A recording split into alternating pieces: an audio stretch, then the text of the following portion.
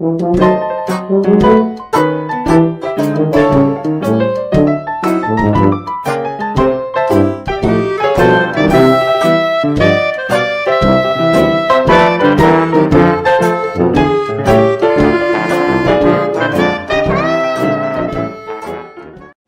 everybody, it's Grandmama. Time for another story from a hometown scrapbook by Ben Weatherwax.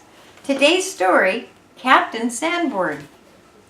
Hello there. If you wandered into the pilot's office some blustery day, the chances are mighty good that you would see a straight-backed old sea dog with a saltwater look in his eye pick up the telephone and greet the outside world. And the chances are good that the seafaring man with his hook down solid in the terra firma would be Captain George E. Sanborn.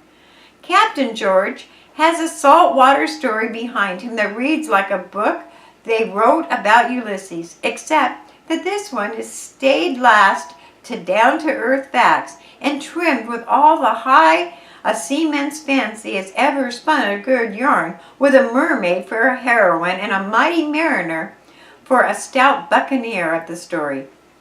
Captain George Sanborn was born in Maine, weaned to a belaying pin, and he's put 1,000,000 miles of brine under his keel since he shipped aboard his first packet out of New England's port at the end and ended up here on the beaches of Grays Harbor. And from his home on Calhoun Street in Aberdeen, where he lives today, he looks back on a lifetime of tall ships and iron men. We're going to find the story tonight of Captain George Sanborn, Down East skipper. And when Dick has said a few words from our sponsor, who's held over a helm of International Cup races, sailed under the most noted of Maine skippers, minded the course of Grays Harbor's own Matt Peasley, and come down to the quiet years of a sailor's life, full of memories of the sea, we'll hear those tales after a few words from Dick Crombie and our sponsor. Young George Sanborn took to the sea about the way a young bird takes to the air. It was the natural thing to do. For generations, the young men from Maine had been going down to the sea, and George was born as a young man from Maine's stoutest traditions. The ships of many flags came to rest in Maine's harbor of the last century, and the sea inherited Maine's sons. His father, his brothers, and most of his kin were seafaring people, and it caused no flurry when young George, just turned 16, stowed his luggage aboard a square rigger and made ready for his first sea venture. The vessel was Maine-built, Maine-named, and skippered by the fabulous Tom Driscoll, one of the most noted of the Yankee skippers. That was his baptism, and for years after, George Sanborn sailed the Atlantic coast under his fathers and brothers. He signed on the brig Timberland and was a member of the crew of the Big Haiti. He mastered a couple of brigs of his own and sailed the deep waters for years up and down the East Coast. He learned the ports of call, and they knew him.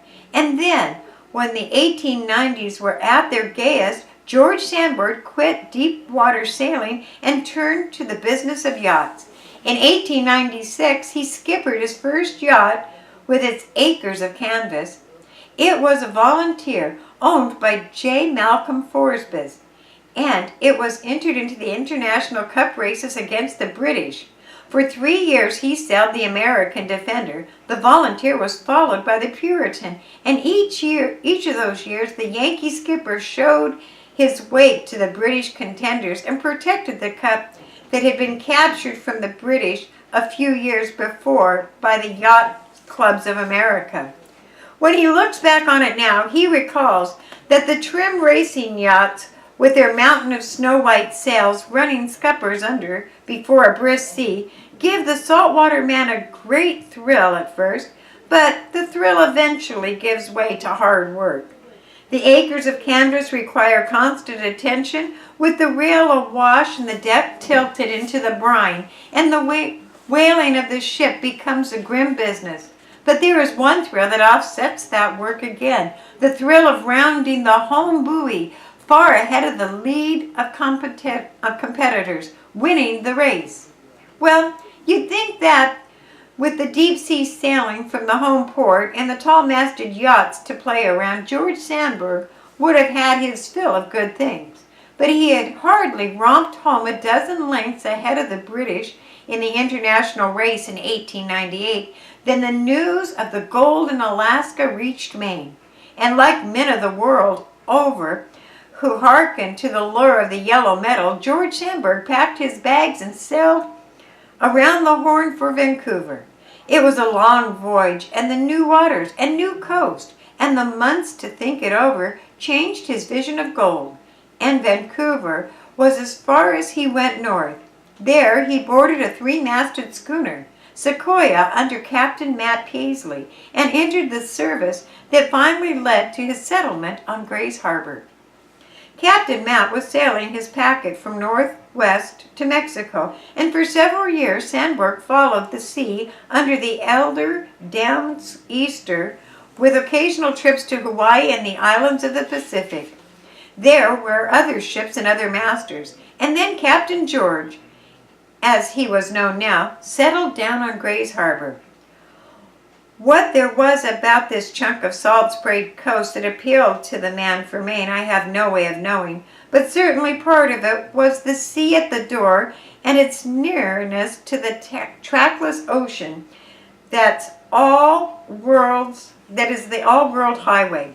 Captain George took a berth on the Bard tug Printer. In time, he skippered such sea-going workhorses as the Daring and the Cudahy. For 18 years, he hauled schooners, the barkentines, and assorted windjammers in and out of Grays Harbor. And then he settled down to the business of managing the stevedore office in Hoquiam. Today, Captain George is head man for the Grays Harbor Pilots Association. No, he doesn't bring in the big ones in anymore, but he handles the affairs of the men who do. And young men with a hankering for the sea get their sharpening lessons from this old sea rover when they can get him to talk. And he will. Like most men of the sea, he has his favorite stories. There's the one about the Scottish skipper who pulled a nautical trick of no mean proportion just to save a few shillings. Captain George recalls the time he shipped coastwise out of Boston on a little shoemaster. She was a hard worker, never scraped down ship, that got less care than a stray dog, and was owned by a pair of shipping men who never bought anything to keep in their pockets afloat. They sailed from Carolina with lumber heading north for the Bay of Fundy, and before the spanking breeze, the little vessel sailed like a water-soaked log. They could hardly hold headway in the smooth sea.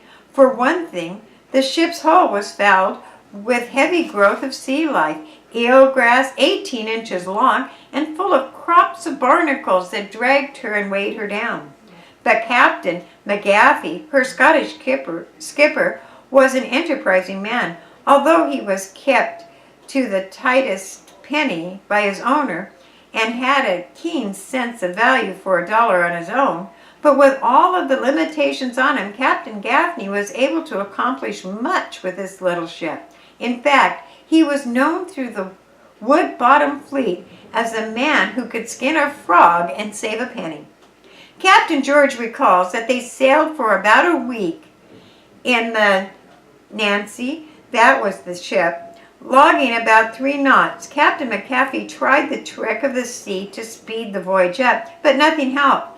Finally, he dove to haul in the canvases, put the crew to work tossing the deck load of lumber over the side and lashing it like a big raft.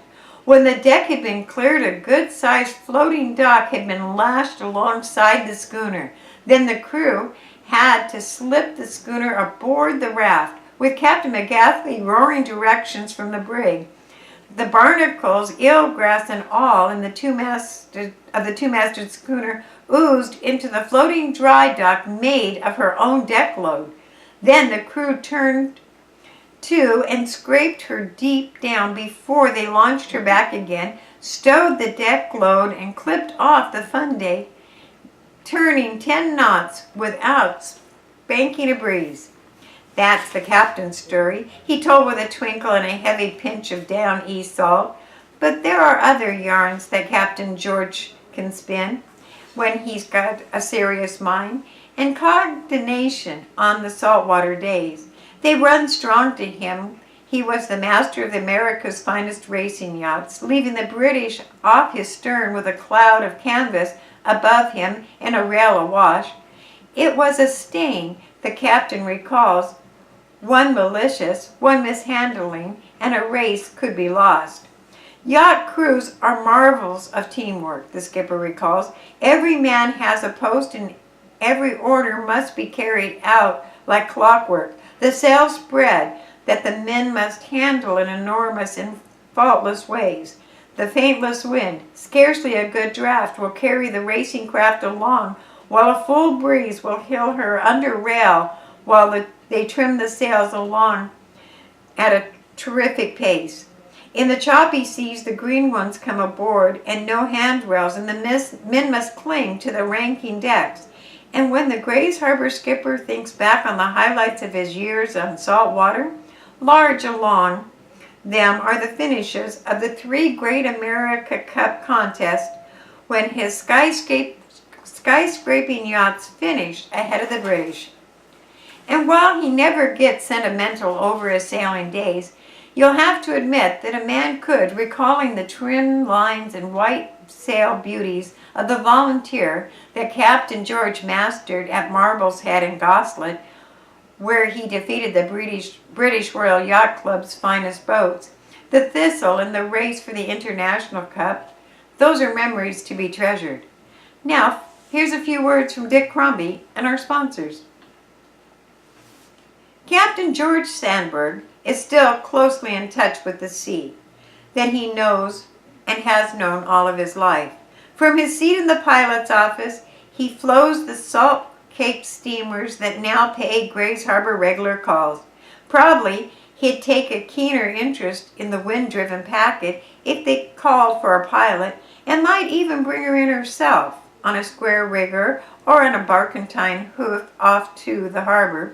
But steamers, as he notes, savor the sea, and that has never changed since Captain George went down to it as a lad at 16. And he swaps his deep water yarns with the younger generation of sailors who frequent our port and who he akin to the sea's moods today, just as the blue water old men. As a deep water sailing master, Captain George Sandberg is one of the last of his honored calling, a Grays Harbor citizen of note, and one whose story is a pleasure to find here in our hometown scrapbook. Thank you for listening.